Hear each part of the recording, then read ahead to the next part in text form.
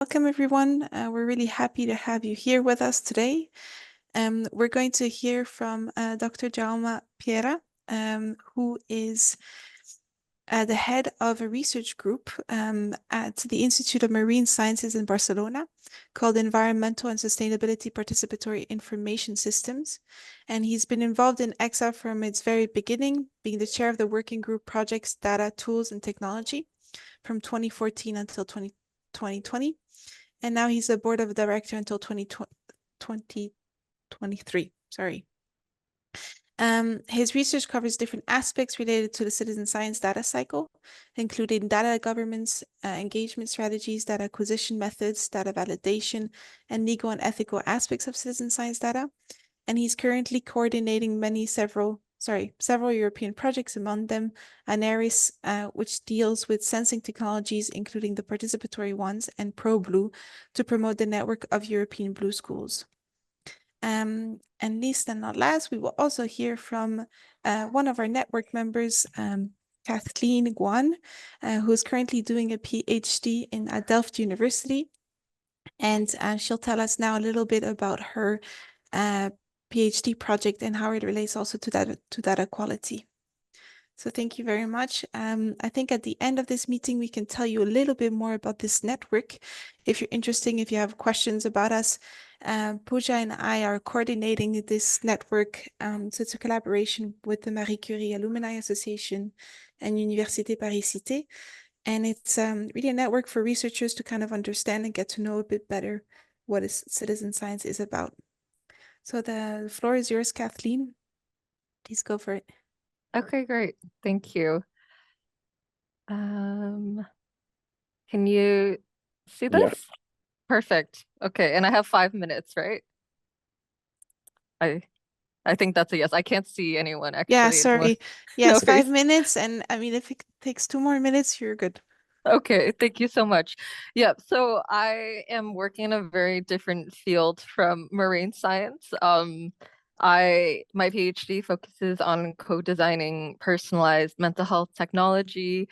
And yeah, bias mitigation and data quality is a big challenge that in this work, for many different reasons that I'll discuss more today.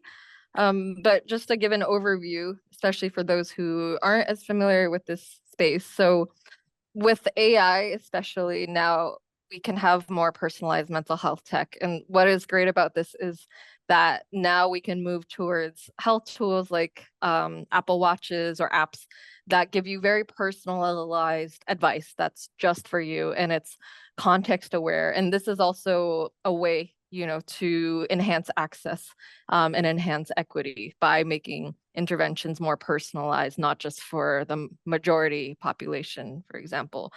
And AI lets this personalization be ongoing and dynamic. And the most kind of state-of-the-art design we have now in digital health is called the just-in-time adaptive intervention. And what I'll point you to, because I also don't have much time to discuss it, even though I can go on for hours, is what makes it cutting edge is the personalized monitoring. So where effectively each person gets different health support that's based on personalized monitoring. So in this case, in this study that was attempting to reduce substance use in teenagers, they were able to tailor the information based on 2 times daily text surveys about drinking intentions, social setting, and mood. But this is the most advanced that we have now, this context awareness, but I think we can still do a lot better. This data only provides snapshots rather than what I like to call kind of the movie and narrative of someone's life, which is what you really need for true personalization. So I'm very happy to briefly present today what our research group at Delft is trying to do to mitigate some of these data quality issues, because it's not just about the data quality, it's also about the ethics and actually validating with the youth whether or whichever population that it actually represents them, because this, especially in health, then it's just not going to work and then they just won't want to use it. So it's very important. And we follow a process where we still first build trust with community organizations and really want to work with youth, which is our target population focus, to have them define what well-being means to them, have them define what personalization means to them, rather than coming at it immediately from our perspective. Of course, we've had some challenges where we do have to teach them a bit about AI and large language models to have a basis. And there's pros and cons to doing that, but we found that that was something a bit necessary to at least be able to then have them effectively consult us. And one creative way that we are doing that now is with these fill in the blank exercises. So for example, we use, these are data-driven scenarios that are scraped from real data. So this is from online anonymous youth forum data. And then afterwards, together with experts and social workers, we can develop these kind of skeleton scenarios. But in these sessions, what we actually ask the youth to do is tell us, after seeing these, what are really more stimulation and stimuli, experimental stimuli, you can say, and have them tell us, what do you think is happening here? Why do you think this character is having a difficult time? And how do you think a mental health app could work? We also develop, so that was a scenario. We also do data-driven personas, and there's an opportunity for you to actually be able to chat with these different personas, which can teach them a bit also about how AI and personas work. But what was very interesting in the most recent sessions was, surprisingly, this exercise actually inspired the youth to tell us everything that was wrong with the personas we developed. And we had them, sorry, this is in Dutch, but they had a lot of opinions afterwards, sharing with us what they thought was missing, and also the types of things that they don't think that we as health developers should know about them. So that's very interesting, and also goes into the ethics part. That is a very quick overview. And if you want to know more about this project, this is led by my supervisor, Caroline Figueroa. The project is called AI-based digital health assistance for preventative youth health care. And we worked with many different stakeholders, like the large language model developers and the computer scientists, but also, of course, the clinicians and youth workers. And finally, I just want to say thank you to my research group. Nick is here today, and she specializes in the ethics part. So it's a very fun team. And I think this interdisciplinary aspect, how all of us come from different perspectives, is very important for our ongoing work. Sounds amazing. Thank you very much, Kathleen. Great. Thank you. It'd be lovely to hear more about it after Jaume's presentation. Maybe also, Nick, if you want to jump in, if you have anything to add. But the floor is yours now, Jaume. Okay, thank you very much. And for network members, just don't hesitate to put any questions in the chat if you have any during the presentations. Okay, so as you can see in the title, we try to split the concept of data quality in two parts, because I think it's a very interesting topic for many people, but it's quite a wide concept. And in this first part, we will try to address a little bit more, which is the difference between addressing the observations with structured and unstructured data collection, and how these affect on different types of biases, and of course in the final data quality. Just to frame a little bit, recently we had the bad experience of the COVID-19, and we saw how complicated it is to address sometimes these large scale, if you want, challenges. Fortunately, probably we'll need to address more in the future. And just to learn or review a little bit what we learned during the pandemic, first, we saw that the society is complex. It was really controversial. There were many different opinions how to address the problem of COVID. Some even people say COVID is a fake, and this creates a lot of tension sometimes within the society. We also recognize the paper or the role of the science within that problem. But now, because we need to address different types of challenges in the coming future, we will need to take some decisions.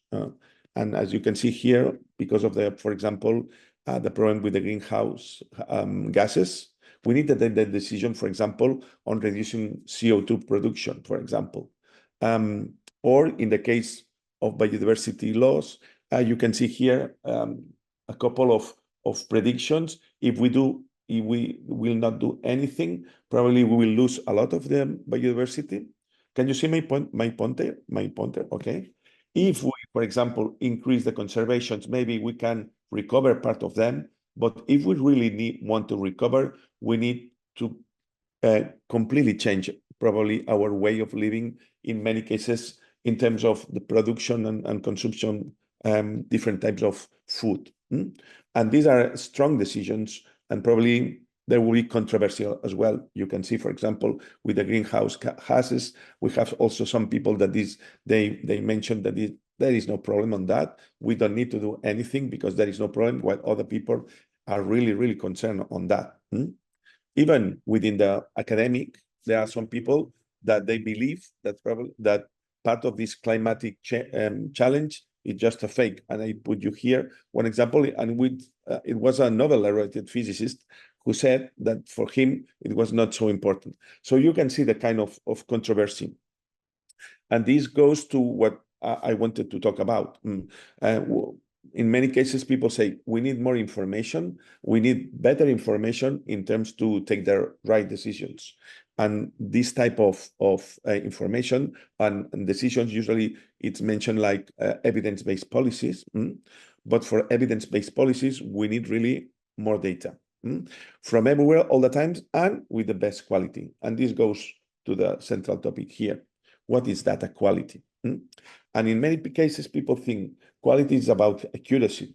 But we recently, or not so recently, during the last years, we saw that this quality concept needs to be addressed as a multidimensional concept. And I will go in some part of these dimensions within the quality to see that sometimes accuracy is important, but it's not the only important aspect we need to address. And just to give you an example, imagine that we need to address biodiversity loss, and we decided that we want to monitor several species or the whole system in a certain area. One of the first questions we need to decide is in how many cells we will divide the territory, because we want to get information on that. And I put you here examples of a certain territory, and we could divide it maybe in, I would say, relatively large cells, and the number in that case will be 13. And we increase the spatial resolution, we can go to more than 100. Which are the consequences of choosing one or another? First, imagine for each cell, probably we'll need to also consider the problem of the sampling effort. And I give you here one example, as you can find many of them. On usually the classical problem is that you require a certain amount of days to achieve more or less the, I would say, reasonable level. If we, for example, we want to monitor or we want to have an inventory of how many species are in that area. In this particular case, it's birds, but you can do with whichever you think.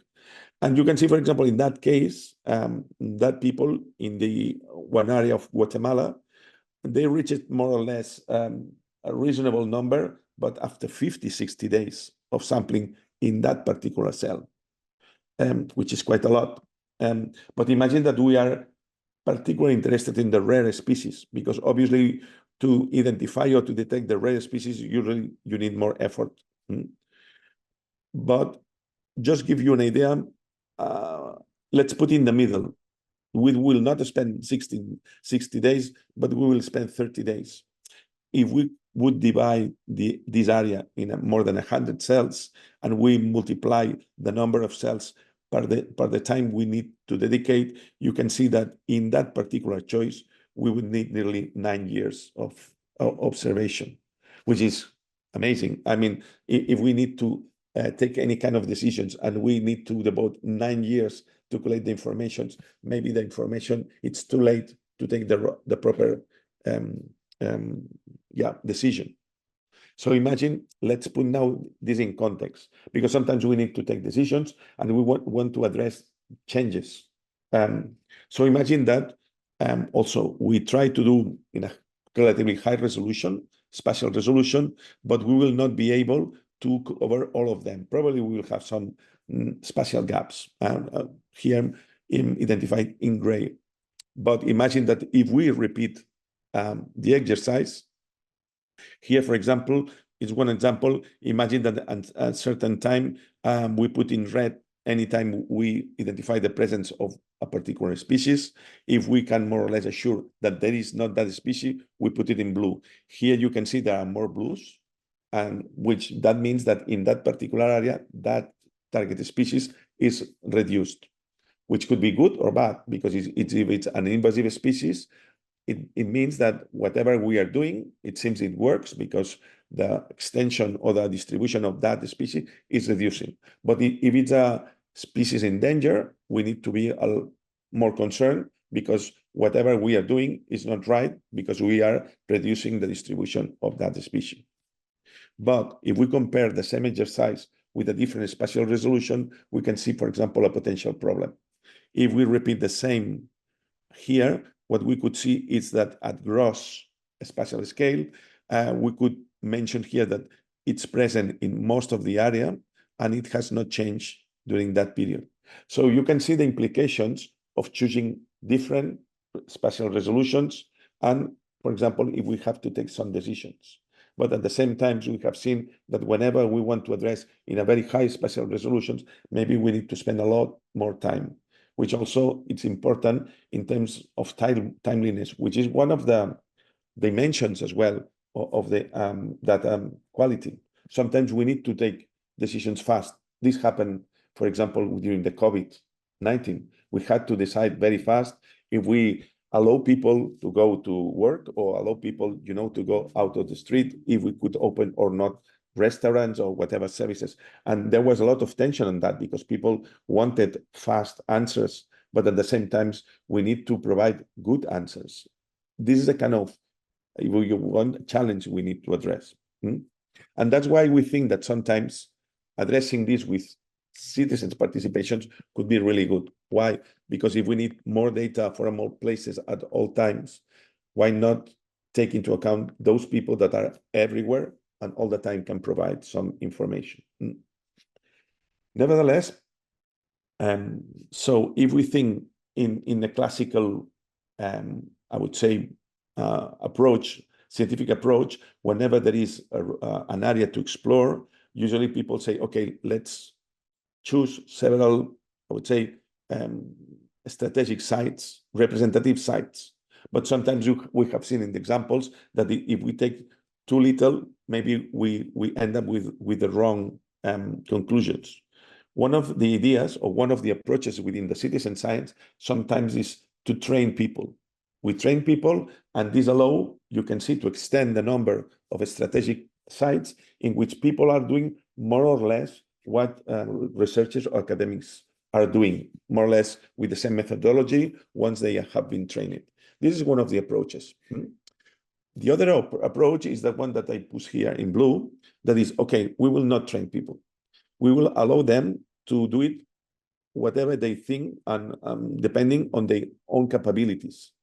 Is what is sometimes called unstructured data, collected data. In that second case, you can see our main goal is maximize the observations. And this means probably to increase the range of people, more inclusive in terms who will be participating. Not only those people, skilled people, trained, but also any kind of people. And if you want, this create one of the questions we need to address. And I put this under this behavioral model that we have adapted to citizen participation. Imagine that we want to engage people in participating. So depending on whatever we offer them or ask them to do, if it's very difficult or very easy to do, we will see that not only, for example, when the method or the skills required are somehow high, we will only engage people really motivated, those people that they really want to participate, that are willing, for example, to be trained, to learn, or even they have already those skills that provide such a kind of information. While if we want to do it easy, we want to allow as many people as possible, we need to deal with very simple protocols. And then there could be many people participating. Obviously, in this second case, we have the problem that we will not control as much as we control here which kind of people are participating. And deals goes probably to different, uncertainties on the type of measurements that they can provide. So basically, whenever we think in terms of what we are demanding, if it's difficult or easy, probably here we can see that participation increases, but the accuracy, or if you want the uncertainty, increase because of the, many different types of people involved on that. And the problem is, which could be the optimal situation? Do we prefer more people participating, or despite that they probably will provide less accurate measurements, or do we prefer less people but more accurate measurements? And these are the type of questions we will try to address, and I put here in a different way. Usually we can consider that here the areas when the data quality, more than data accuracy is high, and probably we can combine somehow, depending on the training, we can consider that here we increase the number of samples while keeping more or less the accuracy of the data. But as long as we go to the unstructured, we will, increase uncertainty. In some cases, and part of the citizen science approach is try to improve training methods and ways to control the quality of the data to ensure that this curve do not go so fast, and we can keep the accuracy even if we engage more people. It's one of the aims in many citizen science programs. Sorry, because my voice today is not the best one. Anyway, so let's start with this idea of this type of training people. So imagine, usually in that case, there are some experts, academic experts, that define the methodology they want to address, and then they train people. From that trained people, they get the observations, and the academic people usually validate that observations, offered by the volunteers. This has been worked quite well in some cases. And I give you one example. It's, bird monitoring. I don't know if some of you are bird watchers, but for example, there is a classic whenever you participate in an atlas. And I give you one real case that I was participating several years ago. So I asked for one of these cells. So you can see the territory, in that case, that it's that in Catalonia, but imagine they divide it in quite relatively high resolution. So volunteers, they ask for a particular square. It was 10 by 10 kilometers. But then once you choose the particular grid or the cell, they send you a kind of instructions, the coordinators. They say, okay, in this square, you need to go in that case, 5 places, 1 by 1 kilometer, and do a kind of protocol. And we had to fill all the birds we saw, we spot, and also in that particular case, because it was breeding, if we saw a net, or if we saw young chicks, or we saw male singing, there was some particular codes to fill in that table. But as you can see, this is implicit a kind of certain skills on that. First, because the list, it's roughly nearly 300 birds. So you have to be able to identify those birds in this list, in some cases, even just by the voice. So not everybody could participate on such a kind of protocols. Just to give you an idea, and in one particular, and this was Catalonia, and in that one, it was only the city, Barcelona city. And we think that it's a benchmark for structured citizen science, because, people, the academics, here you can see the observations that volunteers provide, but then modeling, you can see here, there is some lines. It's because they increase the spatial resolutions up to never the street level. So it was a quite successful atlas at that time. But one of the important issues or important aspects for such success, it was because of the participation. You can see that that participation was among the highest in all the atlas they list. So imagine there were nearly 3 volunteers for every single square kilometer, which is very high if you compare with many others. The only one relatively, it was this in Russia, Voronezh, but the rest, it's much slow. So it's true that it was, structured, but at the same time, this high participation allowed such a successful outcomes at the end. There were many people observing at that time. So the point is, okay, we have seen that in some cases this one is successful. Do we really need this unstructured? Because many people say, come on, with unstructured data, you don't have any control. You cannot get really good data to make science. It's not feasible. I will try to show you some examples in which this is feasible. Let's try to maximize the observations, but adapting the extraction of information, usually with new data sciences technologies. And I will put you some examples. Here, the first example is in Japan. In Japan, there is this tradition called hanami, that it's the joyful. They enjoy very much just viewing flowering trees. And in fact, and I here show you one typical cartoon that provides a meteorological Japanese office. It's about the cherry blossom from, because Japan has a very latitudinal gradient. So in Hokkaido or in Kyushu, the changes when the flowering starts, it's very different. So for example, it starts more or less here in that prediction in the 25th of March, but in Sapporo, it was the 5th of May. So you can, whenever you want to visit the cherry blossom, you need to check those maps, and depending where you are, you know that it will flower sooner or later. And there was a paper that it was, the first author was Yasuyuki Aono. He took all the information he was able to find in many different places. You can see they acquired these 732 data points, but in some cases was all diaries, but in some cases was in Japan poetry. So imagine there was no structure on that. No, but the poets, for sure, they were not following any kind of methodology. They simply make the haiku, and in some cases they put the date. And you can see it was quite noisy here.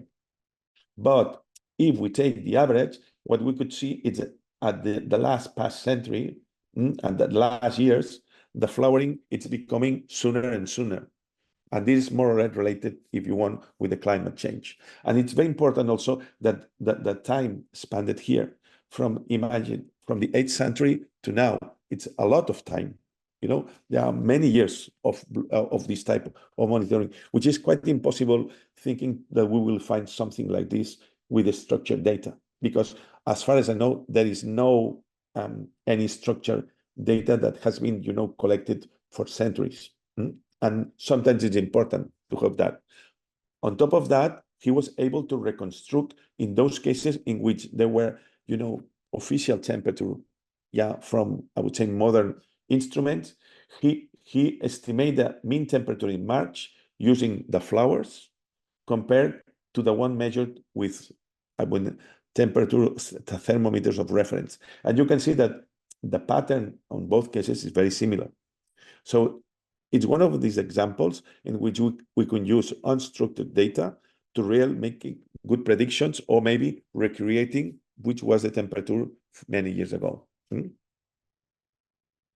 The second example I want to show you, it's in the prey-predator, populations and dynamics. I will not go in detail, but maybe if some of you are having studied biology populations, these low-Cabothel equations are simple equations. I'm not going to, but basically what they say is that they, predict that the predator and prey oscillates. Basically, what they say is that, okay, when there is no predators, the prey can grow a lot. And then when they reach a very high level, then obviously there are many preyers to prey. And then the predators start growing the population up to a certain point in which this decay, okay? this is basically this complex, if you want, but this is very theoretical.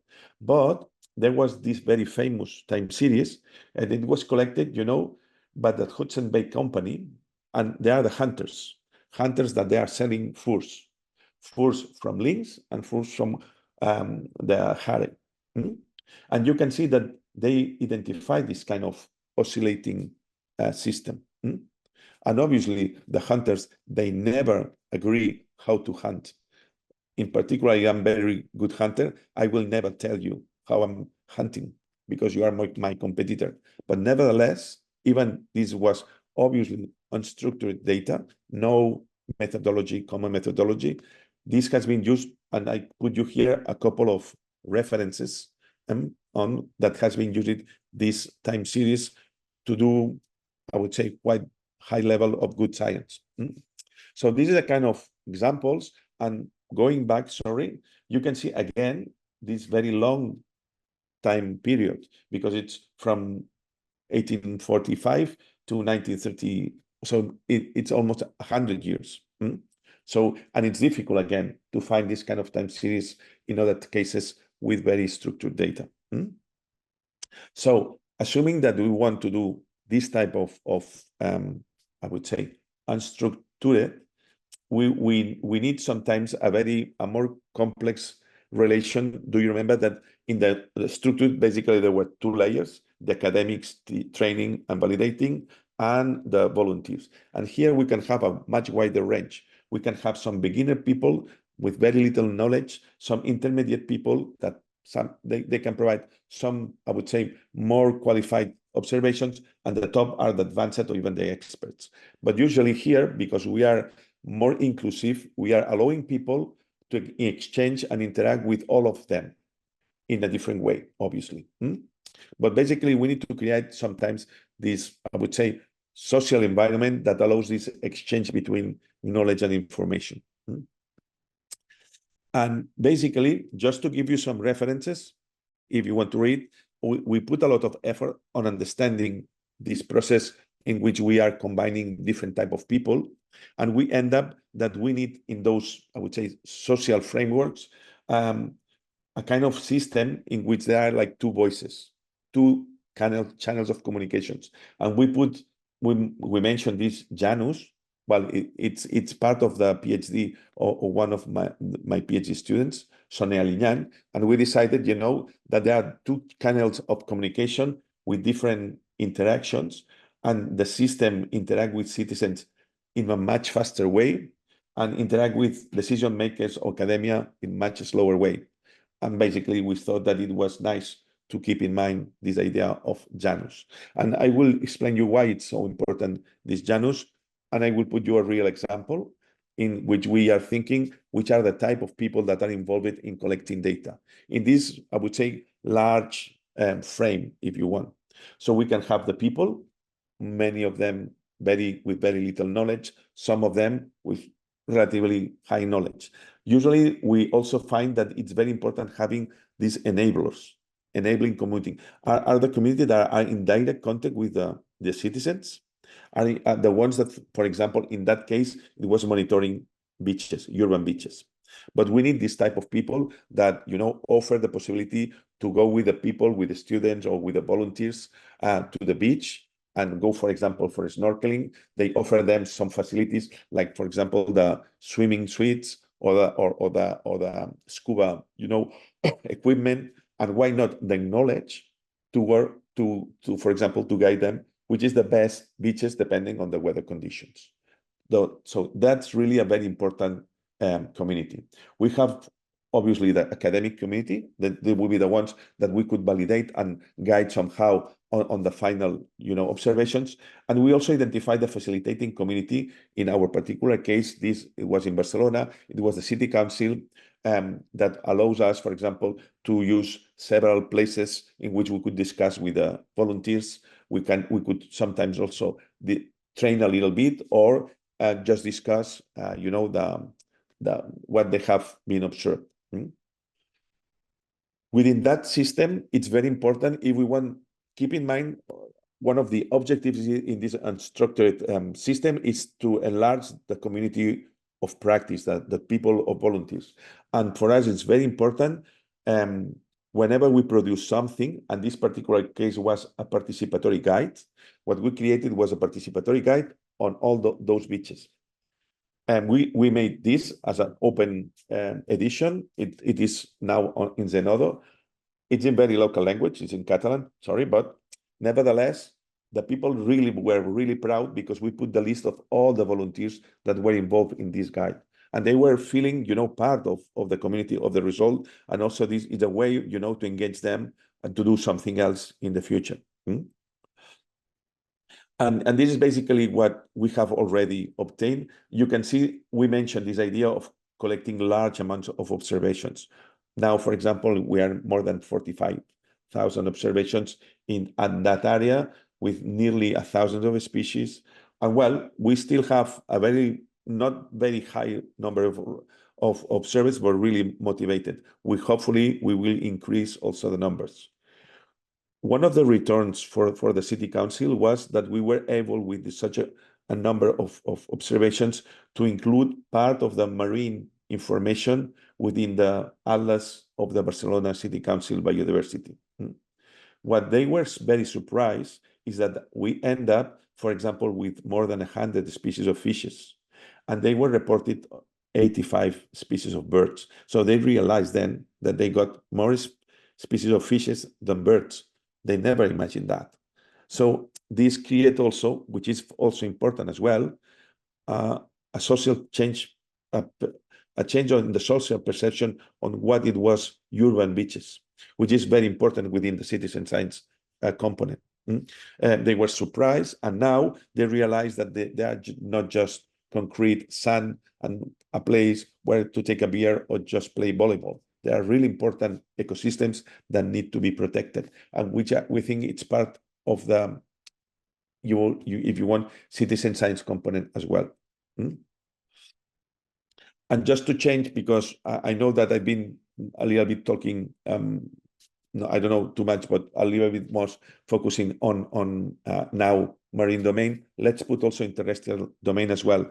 We did one exercise and we compare the academic data reported in GBIF. The GBIF is the Global Biodiversity Information Facilities. It's one of the largest and most important repositories of biodiversity data. And we compare which was the data reported within GBIF of insects from academics. And all the academics usually they do a structured observations compared with the unstructured observation reported by the citizens. And you can see that, at least for the spatial coverage, it's much better the approach of the citizens because they cover the whole system. Here we have important spatial gaps, probably because the universities are not located in some areas, or for whichever reason, academics are not going to an important areas. So imagine that if we have to decide which is the status of the insects within the Iberian Peninsula, if we use only academic data, probably we will have some problems on filling that particular gap. While here, we have a lot more data and more homogeneous, which is something that we need to think about in terms of completeness, which is one of the dimensions of the data quality. So this is more or less what I wanted to mention. We can discuss now several things. One of the pending questions is, okay, we have mentioned this idea, going between very structured data, intermediate, which is the one provided because with this approach of training, citizens, and the other is going to completely structured data. The point is, which is the trade-off? What is the final gain? It could be better this than this in some cases, or even this. But this is something that it requires a little bit more, numbers. And this is the kind of thing that I would like to address in the second part, once I will have finished the work that we are doing now in the last months. And more or less, this is what I wanted to mention. I don't know it was too much or too little. Maybe we have a little bit more space our time for discussion, but this was basically what I had in mind to show you. And thank you Thank very you much. very much, Jama. I thought it was very interesting.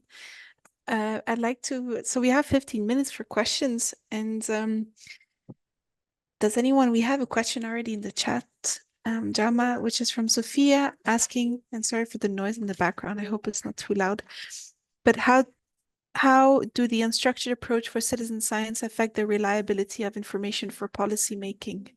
That's the question. And yeah, please take your time. If there's a question that kind of comes up in your head, please post it in the chat or just open your mic.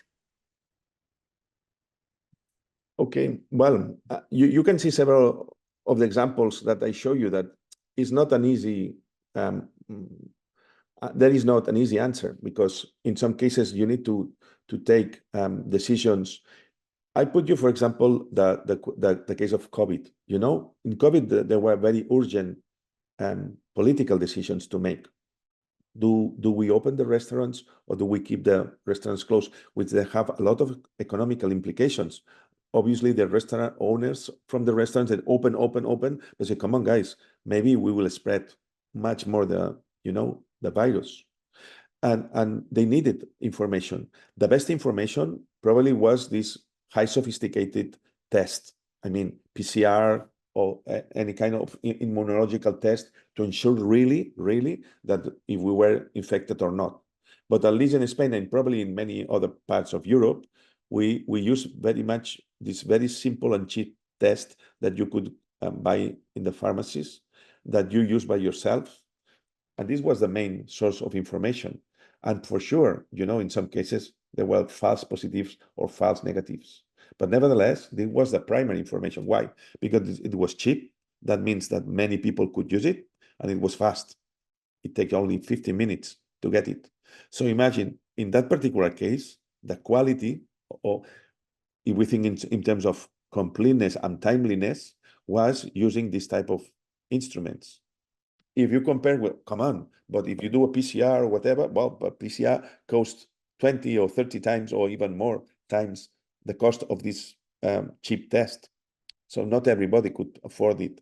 And it takes, I don't remember how many days, but several days to get. So, and that moment, society required very fast information. And they took decisions, political decisions, in some cases based on that type of information, which gives you some ideas that sometimes we need to choose this kind of approaches because we need fast. And probably we are suffering more and more, more warm summers. And we have seen this summer some complications. And probably one day people will ask, particularly to the, and academics, what we have to do. Do we have to change our CO2 production?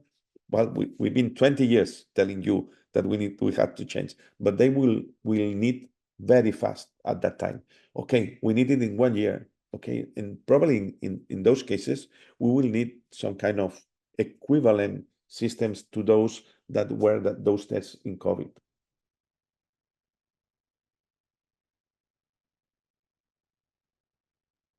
Thank you, Jama. I actually had a question about the data and the hypothesis driven.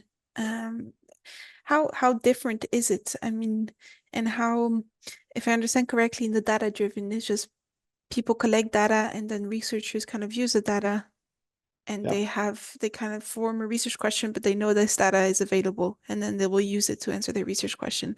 Mhm. Is that correct? And then hypothesis driven is they will design a protocol for people to participate for their research question. So it's more explicit. Yeah, basically, if you want, in one case, in hypothesis driven, you are trying to approach the society to the academics. The academics usually we have, this type of methodology in which first we address the question and later we design the protocol to try to address that question. And in those hypothesis driven, what we do is basically try to convince people to behave like more or less like academics. In the other, it's in the opposite. Okay, do whatever you want. And many cases, the motivation of those people on collecting data are not academic-based research, are not because of the question, maybe because they are concerned about, for example, the environmental quality, and they try to collect data, or they are concerned about the surrounding. Okay, save the world, but what about the lake near to my village? I'm much more concerned on the lake near to my village, and that's why I go there and I try to understand what's going on. Is it good? Is it bad? So in many cases, the reasons of the people to participate are not very directly linked to a particular question. There could be many types of things, and in some cases, just for fun. When we do this large scale, BioBlitz, many people are just wanting to be the best one reporting. But sometimes this is really efficient.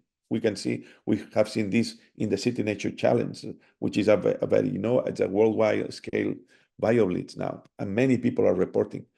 And then obviously, because these unstructured, because they have not been following a very particular method, this requires that we need to go out of our area of comfort and adapt the methods, the analysis methods, to those unstructured data. And this requires probably that we change a little bit, or we have to change the data methods we use for the analysis.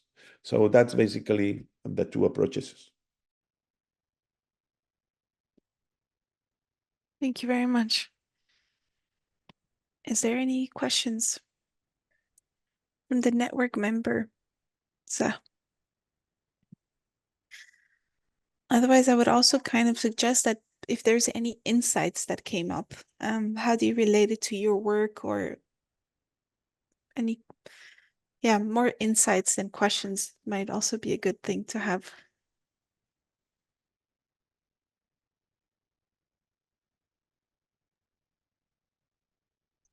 I think I really liked your talk afterwards. It's so interesting to see how these issues are relevant even in very different domains. And yeah, and there's also a need to develop specific ways of doing it in the specific domains. Like, I mean, like health, marine science, or cherry blossoms. So very interesting.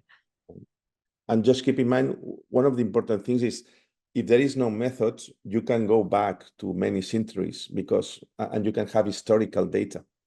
If you are fixed to a very particular method of acquiring the data, maybe you can go, okay, let's start, and from this we can collect. But in many cases, you are addressing, for example, in climate change, many things, you need the scope of centuries. And that's why, for example, the example of Hanami, it's so interesting, because we collect data for many years, and we have this view. In those cases, and we are in this very much related to the methodology, in many cases, if those methodologies new, okay, you can train the people, and then you start nearly from the scratch, because it's based on what type of method you have decided to apply. But this, for example, for answering large scale systems, imagine the whole peninsula, okay, but how long it will take, to collect data to the whole Europe with a particular method? It may take years. And this, maybe we need to answer again. There will be some challenges on climate change, or why not on human behavior. There are lots of tensions now on human mobility, and we need to understand which will be the consequences of this type of movements. And particularly, some of them will be pushed by wars, but also by climate. And we need to provide some answers on how to address this in the future. We cannot spend 20 years collecting data, because the answers need to be, answered probably in the coming years as soon as possible. That's why, well, obviously, it's clear what type of approach I do prefer. I know that there are some, citizen scientists and also that's why I put also the bird monitoring, because in some cases it works very well. So there is no single method, but in some cases, I think we have to keep in mind, and particularly, I think many people link very much accuracy with quality, and accuracy is just one of the dimensions, and we need to take all the dimensions into account to the global quality. Can I ask something? You've worked a lot on kind of creating guides and on yeah, having these enabling communities. Have you worked at all on engagement as well? Like, how do we spread the word if you're gonna try and do citizen science and you want to find people who want to actually collaborate? Yeah, we have done it, and basically what we have done most efficient, it's gaming. In particular, for example, in our case, we are in the sea, and BioBlitz are not too good because BioBlitz usually are something that you collect data in very short period of time, 3-4 days. And this is good in many cases in terrestrial, but in the sea, when you have bad weather, there is no way to go. So you lose completely that event. Maybe you've been prepared for many months in advance, trying to engage as many people as possible, and then you have bad weather and it's gone. That's why we call it biomarathon. We do a kind of BioBlitz, but during the whole summer. So sometimes you will have good weather and bad weather. But this, and now we are doing very locally in the Catalonian area. And what we have seen, it's a kind of competition between different, areas of the South and North Catalonia. So, hey guys, the North is pushing back. Oh, and we realize that it's probably the most effective way, to engage people. First, as a kind of game. Later on, they realize that through that game, they are offering very interesting data. And then, for example, we realize, okay, people start just participating by fun, but then there is a kind of retention. During the winter, there are some people that say, okay, that's really interesting. I have learned a lot during summer. Let's continue during winter as well. Okay, I will buy my own sweet dress and I will go with you also during winter, because in winter also you can see another type of species, in the particular case of marine. So for us, one of the most effective ways to engage people is through the game, nothing to deal with, academic questions. Later on, once they have matured a little more, then you can try to convince them that we want to focus part of this big data set to understand what is going on, for example, with invasive species or species in danger or whatever, and then they understand better. But the first steps seems game is one of the best options. Thank you. Sounds very interesting. Yeah. Thank you for your presentation as well. Thank you very much. We're arriving at the end of the hour. I would like to say I really hope that we have the second part soon. Our next training is on impact, and it will happen usually in October 25th. I think that's our date, and that might change, but you'll hear about us soon. And then in January, we'll have a new training series, and hopefully that will be really on how to integrate citizen science in your research process. So stay tuned with us. We look forward to seeing you. Thank you very much, Jaume, for your presentation. It was very insightful, and also Kathleen for participating. I'm going to put in the chat all the questions that we received from the registration. We actually put it in this document. It's an open document, and we will categorize them to kind of help, let's say, regroup the questions that we receive. But it's so we're crowdsourcing questions on certain topics, and we would be looking to also crowdsource answers. So Jaume is providing a lot of answers here, but if you have also other colleagues you want to share these questions with, please go for it. It will be very helpful, or just use them any way you want.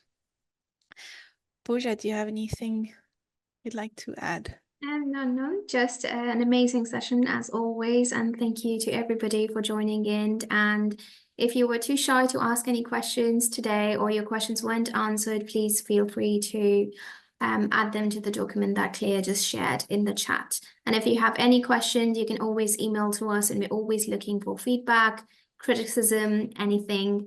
We are here to support you, and we're continuously improving. So if you have any suggestions for us, we will take them on board. So thank you, everybody, and we will be in touch with the upcoming webinar training on ethics. It is, right, Claire? No, impact. Oh, impact. But end the year with impact, I think. Yeah. Yeah, and then we'll have a mailing list. Hopefully, is awaiting this network. So that will be launched hopefully in November. And I wanted to say something else, but we will also have a dedicated feedback session in November where we will kind of analyze all the meetings we've had in the year and open the floor for network members to give any sort of feedback they've had, share their experiences, what they've learned, what they would like to learn moving forward to the next year as well. So stay tuned for that in November. And thank you very much again. Claire, any last thoughts before we... Just to let you know, the recordings will be made available, but in November or in December. Yes. Yeah. Yes. Thank you so much. Okay, thank you. Have a good day. Thank you very much. Thank you. Bye. Bye. Thank you. Thank you. Bye.